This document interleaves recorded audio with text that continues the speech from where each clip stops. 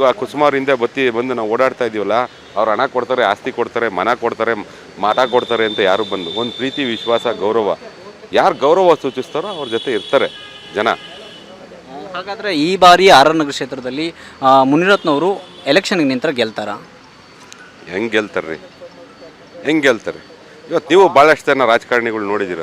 ಇವತ್ತು ಬಂದರು, ಅತ್ತೆ ಮನೆ ಗಳಿಯ ಬಂದಂಗೆ ಹೋದ, ಯಾವುದೋ ಒಂದು ಸಣ್ಣ ಪುಟ್ಟ ವೇದಿಕೆಗಳಲ್ಲಿ ಕಾಣಿಸ್ಕೊಳ್ಳೋದು, ಹೋಗೋದು. ಇವ್ರು ನಿರಂತರವಾಗಿ ಬೈ ಎಲೆಕ್ಷನಿಂದ ಆಗ್ಬೋದು, ಬೈ ಎಲೆಕ್ಷನಲ್ಲಿ ಎಷ್ಟು ಮತ ತಗೊಂಡ್ರು ಅಂತ ನಿಮಗೆ ಗೊತ್ತಿದೆ, ಜನರಲ್ ಎಲೆಕ್ಷನಲ್ಲಿ ಎಷ್ಟು ಮತ ತಗೊಂಡ್ರು ಅಂತ ನಿಮ್ಗೆ ಗೊತ್ತಿದೆ. ಬೈ ಎಲೆಕ್ಷನಲ್ಲಿ ಮತ ತಗೊಂಡಿದ್ದಕ್ಕಿಂತ ಎಷ್ಟು ಪರ್ಸೆಂಟು ಮತ ಜಾಸ್ತಿ ಕೊಟ್ಟಿದ್ದಾರೆ ಜನ? ಯಾಕೆ ಕೊಟ್ಟಿದ್ದಾರೆ? ಬೈ ಎಲೆಕ್ಷನ್ ಸೋತ ಮೇಲೆ ಅವ್ರ ಮನೇಲಿ ಮಲಗಲಿಲ್ಲ, ಜನಗಳ ಕಷ್ಟ ಸುಖ ಕೇಳ್ಕೊಂಡು, ಜನಗಳ ಜೊತೆ ಸ್ಪಂದಿಸ್ಕೊಂಡು, ಜನಗಳ ಜೊತೆ ಇದ್ದಿದ್ದಕ್ಕೆ ಆ ಮಟ್ಟಕ್ಕೆ ಮತ ಕೊಟ್ಟರು. ಹಿಂದಿನ ದಿನಗಳಲ್ಲಿ ಇವತ್ತೂ ಅದೇ ರೀತಿ ನಡೆಸ್ಕೊಂಡು, ಅವರು ಆ ರೀತಿ ನಡ್ಕೊಂಡ್ರೆ ಜನ ಮತ ಕೊಡ್ತಾರೆ.